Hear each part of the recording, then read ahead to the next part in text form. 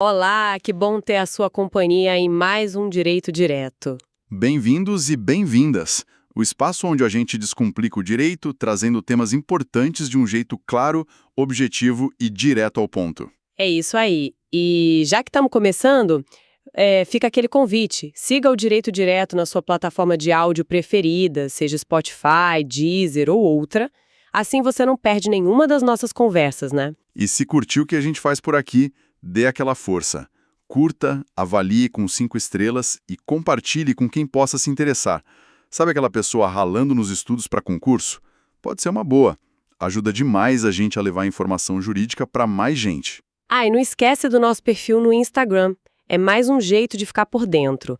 E por que não aproveitar aquele tempo no trânsito, lavando a louça ou na academia para se informar? Nosso papo é pensado para ser leve e útil, ideal para esses momentos. Hoje, o nosso foco é um tema que mexe com a base do direito penal, a prescrição. Pode parecer complicado à primeira vista, mas é, fundamental. Prescrição soa como algo que venceu, certo? Basicamente, é isso mesmo. A perda do direito do Estado de fazer alguma coisa porque o tempo passou. Exatamente. Pensa assim, ó.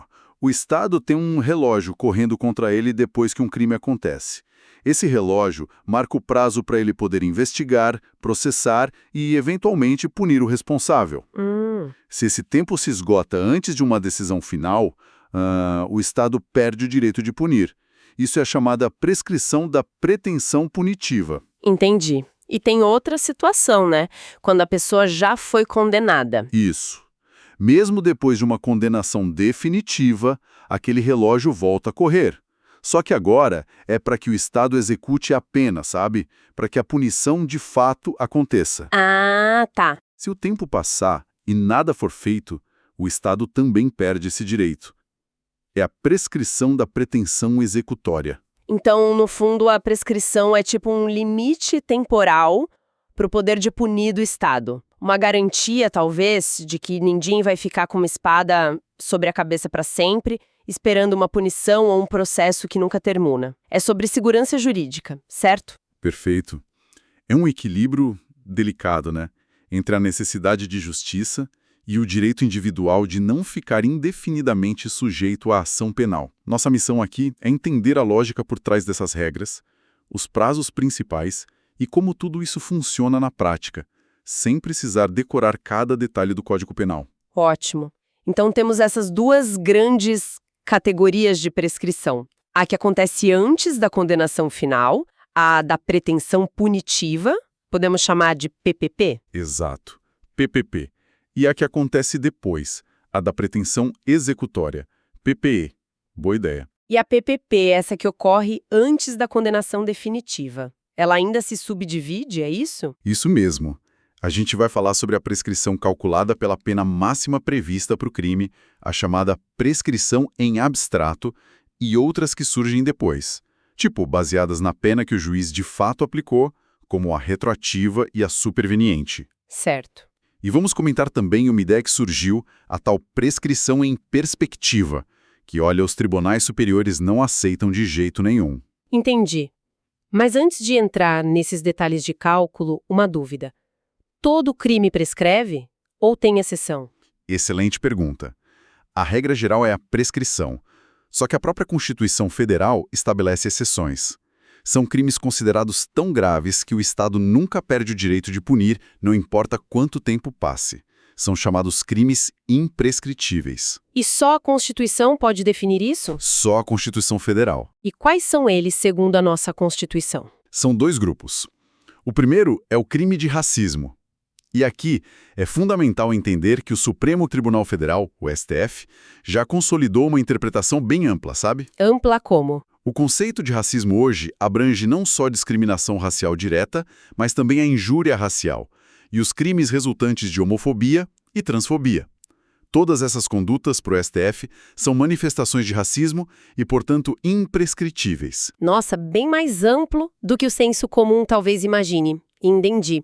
E o segundo grupo? O segundo caso de imprescritibilidade é a ação de grupos armados, sejam civis ou militares, que atuem contra a ordem constitucional e o Estado democrático de direito, ou seja, atos que atentem gravemente contra a estrutura democrática do país. Agora, sempre surge aquela discussão sobre crimes como genocídio, tortura, os chamados crimes contra a humanidade, né? Que são considerados imprescritíveis em tratados internacionais, tipo o Estatuto de Roma, que criou o Tribunal Penal Internacional.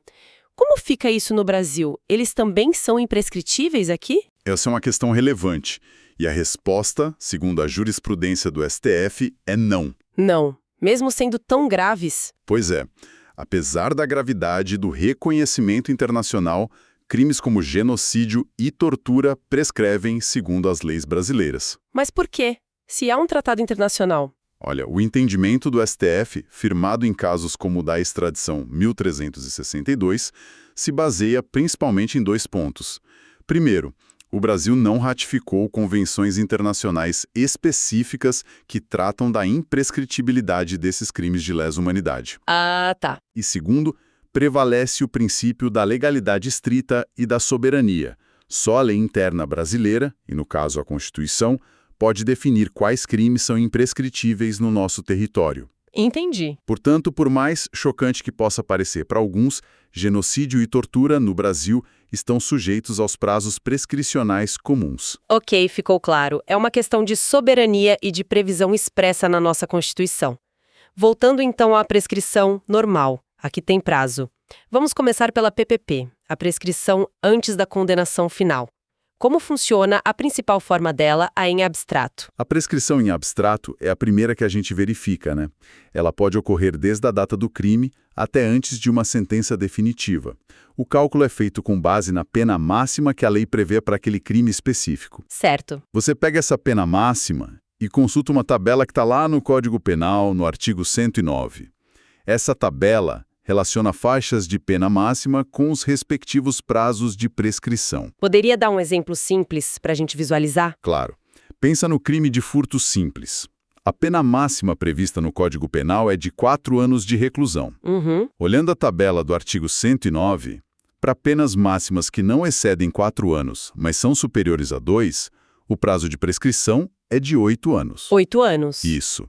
Então, em regra, a PPP em abstrato para o furto simples seria de 8 anos. E o que mais influencia nesse cálculo da pena máxima? Alguma regra específica do crime pode aumentar ou diminuir essa pena máxima para efeito de prescrição? Sim, influencia.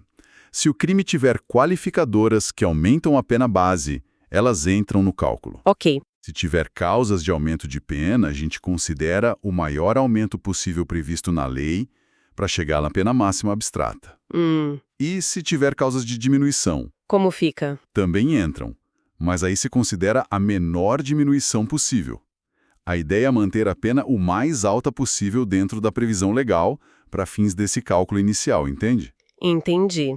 Para dar maior margem para o Estado. E o que não entra nesse cálculo da pena máxima em abstrato? Olha, não entram as chamadas agravantes e atenuantes genéricas, como, por exemplo, a reincidência ou a confissão. Por quê? Porque o quanto elas vão aumentar ou diminuir a pena depende da análise do juiz no caso concreto. Não dá para saber em abstrato. Também não entram as circunstâncias judiciais gerais, tipo antecedentes, personalidade, essas coisas do artigo 59. Certo. E se a pessoa cometeu vários crimes juntos, o que a gente chama de concurso de crimes, a prescrição é calculada separadamente para cada um deles. Entendi a lógica. Mas eu ouvi falar que a idade da pessoa pode mudar o prazo de prescrição. É verdade isso? É verdade, sim. E é uma regra muito importante. Está lá no artigo 115 do Código Penal. Os prazos de prescrição são reduzidos pela metade em 2 situações ligadas à idade. Quais são? Primeiro, se o autor do crime era menor de 21 anos na época em que cometeu o ato. E aqui, para saber a idade, vale a data da conduta, que a gente chama de teoria da atividade. Data da conduta. Ok. E a segunda? Segundo, se o autor era maior de 70 anos na data em que saiu a primeira sentença condenatória válida. Mesmo que ainda fosse possível recorrer, sabe? A data da sentença condenatória recorrível. Então, naquele nosso exemplo do furto com prazo de 8 anos. Se o autor tinha 20 anos quando praticou o crime, o prazo cai para 4 anos. Exatamente. Ou se ele tivesse, sei lá, 72 anos na data da sentença. O prazo seria reduzido à metade, 4 anos também. Mas essa regra da redução tem alguma exceção recente. Lembro de ter visto algo sobre violência contra a mulher. Bem lembrado. Teve uma lei recente, fictícia aqui para o nosso exemplo, de 2025, que trouxe uma exceção importante. Essa redução pela metade não vale se o crime cometido for de violência sexual contra a mulher. Ah, então é específico para violência sexual. Se for outro tipo de crime contra a mulher, vamos dizer um crime patrimonial ou psicológico, a redução pela metade para o menor de 21 ou maior de 70 continua valendo. Perfeitamente. A exceção é bem restrita aos crimes de natureza sexual contra a mulher. Para os demais crimes, a regra da redução do artigo 115 continua aplicável, sim. Ok. Outro ponto-chave. Quando exatamente começa a correr esse prazo de prescrição? É do dia do crime? Do dia em que a polícia descobre? O marco inicial, segundo o artigo 111 do Código Penal, é, em regra, o dia em que o crime se consumou, ou seja, quando todos os elementos do tipo penal se realizaram. Para começar a contar o prazo, a gente adota a teoria do resultado. Opa, peraí. Antes, para redução da idade, você falou da teoria da atividade, que olha a data da conduta, né? Isso. E agora, para o início do prazo, é a teoria do resultado, a data da consumação. Não podemos confundir isso de jeito nenhum. De forma alguma, é crucial distinguir. Vamos a um exemplo para fixar bem. Alguém com 20 anos dirige de forma imprudente. Essa é a conduta, certo? Certo. Meses depois, essa imprudência causa um acidente com vítima fatal. Essa é a consumação do homicídio culposo. Uhum. Para saber se essa pessoa tem direito à redução do prazo pela metade, por causa da idade, artigo 115, a gente olha a idade na data da conduta. 20 anos, tem direito. Sim. Mas para saber quando o prazo de prescrição começa a correr, artigo 111, a gente olha a data da consumação, o dia da morte. A contagem começa dali. Perfeito, ficou bem claro. Agora, esse prazo que começa a correr, ele pode, parar ou ser zerado no meio do caminho? Pode sim. Existem causas que interrompem e causas que suspendem a prescrição. E os efeitos são bem diferentes. Qual a diferença, então? Interromper é como apertar o botão stop e depois ter que começar tudo de novo. Todo o tempo que já passou é perdido, o cronômetro zera e a contagem recomeça do zero a partir do evento que causou a interrupção. O artigo 117 do Código Penal lista essas causas. E quais são as principais causas que zeram o prazo? As mais comuns? As mais comuns são o recebimento da denúncia ou queixa pelo juiz, que é quando o processo começa para valer. Certo. A decisão de pronúncia nos crimes de júri, né, quando o juiz manda o caso para o júri popular. Sim. A publicação da sentença condenatória, mesmo que ainda caiba recurso. E também a reincidência, que é cometer um novo crime depois de já ter uma condenação definitiva anterior. E o início do cumprimento da pena também, mas aí já estamos mais no campo da PPE. E se tiver mais de um réu no processo, a interrupção para um vale para todos? Em geral, sim. Tem exceções, como a reincidência e o início do cumprimento da pena, que são bem pessoais, né? Claro. Mas as outras causas de interrupção, tipo o recebimento da denúncia ou a sentença, elas se estendem a todos os coautores e partícipes do crime. E a jurisprudência também confirma que um acórdão, que é a decisão do tribunal, mesmo que só confirme a condenação de primeira instância, também interrompe a prescrição. Ok, isso foi a interrupção. Stop e recomeça do zero. E a suspensão? Você disse que é diferente. A suspensão é como apertar o botão pause. O cronômetro para de contar enquanto durar a causa da suspensão. Quando essa causa some, a contagem continua exatamente de onde parou, aproveitando o tempo que já tinha corrido antes. O artigo 116 do Código Penal traz algumas hipóteses. E quais seriam exemplos de causas que pausam a prescrição? Por exemplo, enquanto se aguarda a solução de uma questão em outro processo que seja essencial para o julgamento do crime, o que a gente chama de questão prejudicial. Entendi. Ou enquanto o agente cumpre pena no exterior. Tem também uma hipótese mais recente, criada para evitar recursos só para ganhar tempo, sabe? durante a análise de recursos para tribunais superiores, tipo STJ, STF, que sejam considerados claramente inadmissíveis. Para não usar o recurso para deixar prescrever. Exatamente. O tempo gasto com esses recursos protelatórios não pode beneficiar o réu com a prescrição. Além disso, o Código de Processo Penal também prevê a suspensão do processo e da prescrição se o réu for citado por edital, mas não aparecer nem indicar um advogado. E também enquanto durar um acordo de não persecução penal, o ANPP. Compreendi bem a diferença. Interrupção zera, suspensão só pausa. Com base nisso tudo, e depois que já existe uma sentença, mesmo que ainda não definitiva, surgem outras formas de calcular a PPN, né? Você mencionou a retroativa e a superveniente. Exato. Depois que sai a sentença condenatória e não cabe mais recurso para acusação ou o recurso dela não foi aceito, a pena que o juiz realmente aplicou, a pena concreta, que geralmente é menor que a máxima, passa a ser a nova base de cálculo. E como funciona a PPP retroativa? Ela olha para onde? A retroativa olha para trás, como o nome diz. Pega-se essa pena concreta e verifica-se qual o prazo prescricional correspondente a ela, usando a mesma tabela do artigo 109. Ok. Aí, a gente analisa o período entre os marcos interruptivos anteriores à sentença. Por exemplo, entre o recebimento da denúncia e a própria sentença. Se nesse intervalo tiver passado o prazo calculado com base na pena concreta, pronto, ocorreu a prescrição retroativa. Mas tem um limite para essa análise para trás? Tem sim. Essa análise retroativa não pode alcançar o período anterior ao recebimento da denúncia. O Código Penal proíbe isso expressamente. Entendido. E a PPP superveniente, também chamada de intercorrente? A superveniente usa a mesma pena concreta, mas ela olha para frente. Ela verifica se o prazo prescricional calculado com a pena concreta se esgotou no período entre a publicação da sentença condenatória, aquela que ainda podia ter recurso da defesa, e o trânsito em julgado final da condenação, quando não cabe mais recurso nenhum para ninguém. Faz sentido.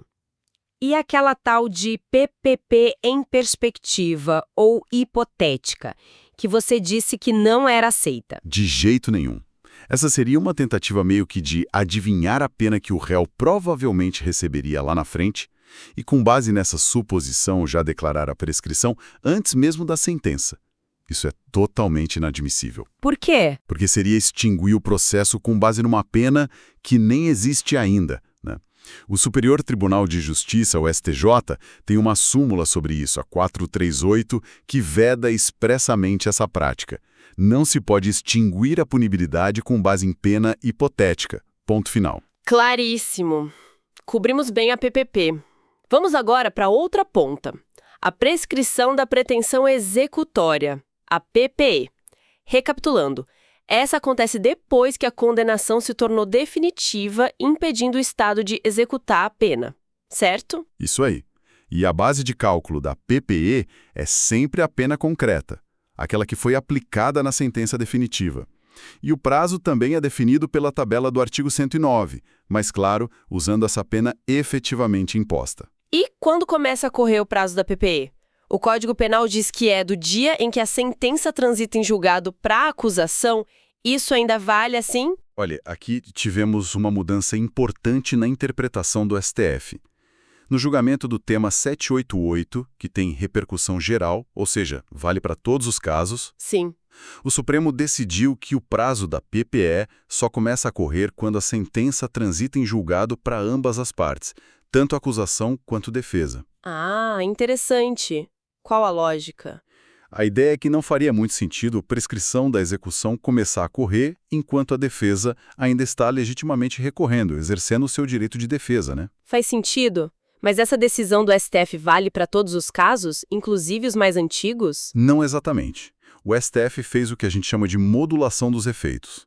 Essa nova regra, trânsito em julgado para ambos, vale para os casos em que o trânsito em julgado para a acusação ocorreu a partir de 12 de novembro de 2020. E para os casos anteriores a essa data? Para os casos anteriores, continua valendo a regra antiga do Código Penal. A contagem começa a partir do trânsito em julgado só para a acusação. Entendi a modulação. E existe alguma diferença importante entre PPP e PPE em relação à reincidência? Mencionamos que a reincidência interrompe a PPP, mas e no cálculo do prazo? Sim, existe uma diferença crucial no cálculo do prazo. A reincidência não aumenta o prazo da PPP. Isso está até sumulado pelo STJ, na súmula 220. Se o réu é reincidente ou não, o prazo da PPP, seja em abstrato, retroativa ou superveniente, é o mesmo. Mas na PPE, aí muda. Na PPE, a reincidência aumenta o prazo sim, aumenta em 1/3. 1/3. Está previsto lá no finalzinho do artigo 110 do Código. Então, por exemplo, se o prazo normal da PPE seria de 12 anos, para um condenado reincidente ele passa a ser de 16 anos. Exatamente. É um tratamento mais rigoroso para quem volta a cometer crimes depois de já ter sido condenado. Ah, e lembrando também daquela causa de suspensão específica da PPE. Enquanto o condenado está preso, cumprindo pena por outro crime, o prazo da PPE daquele crime anterior fica pausado, suspenso. Perfeito. E para fechar os tipos de prescrição, como fica a da pena de multa? É sempre aquele prazo curtinho de 2 anos? Não necessariamente. É um erro comum achar isso. O artigo 114 do Código Penal trata disso. Se a multa for a única pena aplicada ou a única prevista para o crime, aí sim, ela prescreve em 2 anos. Mas e se ela vier junto com a pena de prisão? Aí a história muda. Se a multa for aplicada junto com uma pena de prisão, seja reclusão ou detenção, ela segue o mesmo destino da pena principal. Ou seja, a multa vai prescrever no mesmo prazo previsto para a prescrição da pena de prisão. Entendi. Então, se a pena de prisão prescreve em 8 anos, a multa que veio junto também prescreve em 8 anos. Exatamente isso. Ufa, foi uma bela passada pelas regras da prescrição. Deu para ter uma visão geral bem completa, eu acho. Vamos só recapitular os pontos principais rapidinho para fixar? Vamos lá, boa ideia. Vimos que a prescrição é essa perda do poder-dever do Estado de punir, que é a PPP, ou de executar a pena, a PPE, por causa do tempo que passou. PPP antes da condenação definitiva, PPE depois. Dentro da PPP, a principal é a calculada pela pena máxima em abstrato, lá do artigo 109. Depois da sentença, sem recurso da acusação, a gente olha para a pena concreta e pode ter a retroativa, olhando para trás entre os marcos interruptivos, e a superveniente, olhando para frente, até o trânsito final. E nada de prescrição hipotética, aquela em perspectiva, né? Súmula 438 do STJ proíbe. Exato. Falamos também dos crimes imprescritíveis pela Constituição. O racismo, num sentido bem amplo, que inclui injúria racial, homofobia, transfobia e a ação de grupos armados contra a democracia. Crimes contra a humanidade, como genocídio e tortura, apesar da gravidade, prescrevem no Brasil. Vimos a regra de ouro da redução do prazo pela metade, para menores de 21 anos na data do fato ou maiores de 70 na data da sentença. Mas tem aquela exceção recente para crimes de violência sexual contra a mulher, onde essa redução não se aplica. E a diferença vital entre interromper, que zera o prazo, artigo 117, e suspender, que só pausa o prazo, artigo 116. Isso. Na PPE, o prazo começa a correr pela regra atual do STF no tema 788, após o trânsito julgado para ambas as partes, com aquela modulação para casos antes de novembro de 2020. E a reincidência só aumenta o prazo da PPE em 1/3, não aumenta o prazo da PPP, súmula 220 do STJ. E por fim, a multa. Prescreve em 2 anos só se estiver isolada. Se acompanhar a prisão, segue o prazo dela. Excelente resumo. Olha, chegamos ao fim de mais esta análise aqui no Direito Direto. Muito obrigada pela sua atenção e companhia. E fica o reforço do convite, siga a gente na sua plataforma de áudio preferida, avalie, curta, compartilhe, ajuda muito. E nos acompanhe também lá no Instagram. A prescrição, como a gente viu, é muito mais que só uma regra técnica, né? Ela toca em questões bem profundas sobre o papel do Estado, o direito ao esquecimento, a eficiência da justiça e até a própria finalidade da pena. É uma busca constante por equilíbrio. Exatamente. Refletir sobre a prescrição nos força a perguntar: até quando a sociedade, representada pelo Estado, deve ou pode perseguir a punição por um crime? Será que existe um ponto em que o passar do tempo torna a punição, sei lá, inócua ou até mesmo injusta? É um debate que não se esgota, sabe? E mostra como o tempo é um fator determinante nas relações humanas e também nas jurídicas. Fica essa reflexão, então. Esperamos que a nossa conversa de hoje tenha sido útil e tenha trazido um pouco mais de clareza sobre esse tema tão relevante. Até a próxima!